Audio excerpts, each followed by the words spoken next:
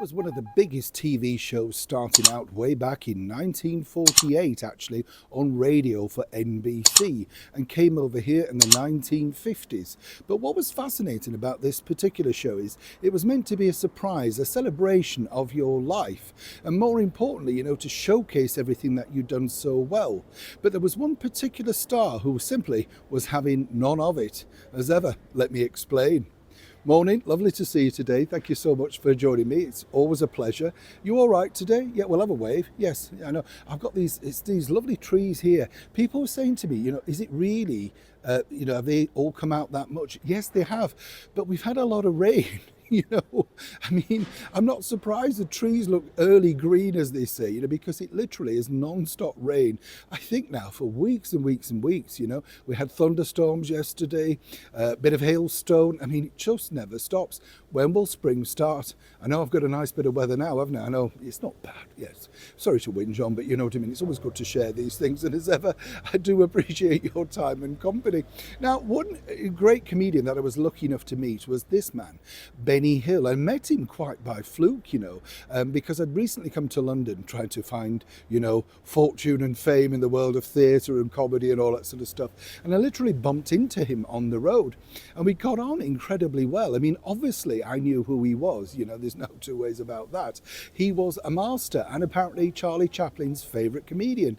Benny Hill was indeed a supreme talent, very shy man in the flesh though, and very unsure about himself outside the characters that he created.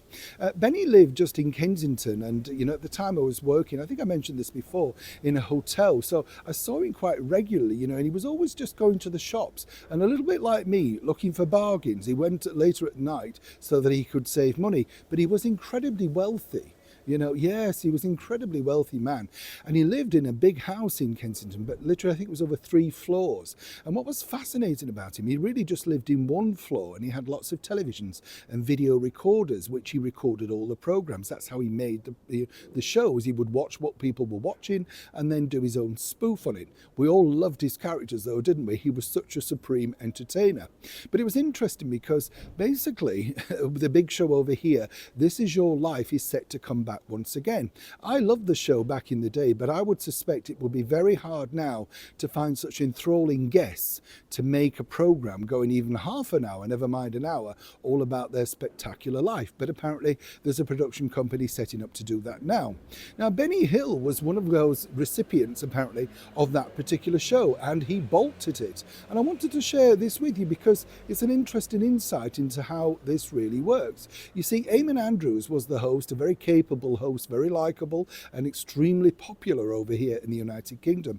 They'd set it up and Benny was going to be, as I say, the culprit. What they did was surprise you. You didn't necessarily know. It was all done with the friends, family and co-stars around you.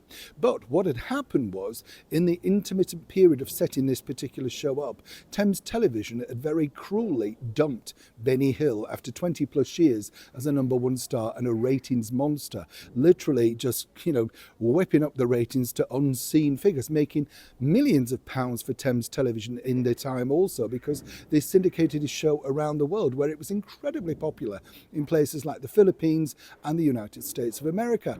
Now, Benny had got wind of this and let them go all along the way, setting it all up. And at the 11th hour, when they were ready to surprise him, he just disappeared. He hid. He wasn't coming out. He sent word that actually, if I'm not good enough for Thames Television, why should you then look back at my career making another rated show literally without paying me? You see, most of the people who appeared on the show didn't even get a fee because it was that costly to bring the guests, the relatives, the hotels, all of that sort of stuff down. It was kind of seen as a shop window to make sure that, the public remembered you and then perhaps you'd get work from that. Benny was having none of it. And of course, it basically shows a sort of ode, doesn't it, to how television works. He managed finally to get his own back on a company that had treated him appallingly after such dedicated service for 20 years. Sadly, of course, they never did persuade him to come back. It is a shame. It would have been nice to see the inner sides of his life. But Benny was notoriously private and basically said that he only wanted the characters to speak for him. He, Benny Hill, had to remain anonymous so that people would believe in the characters. So finally, we never truly saw the real Benny Hill and This Is Your Life. Neil Sean in the very heart of London.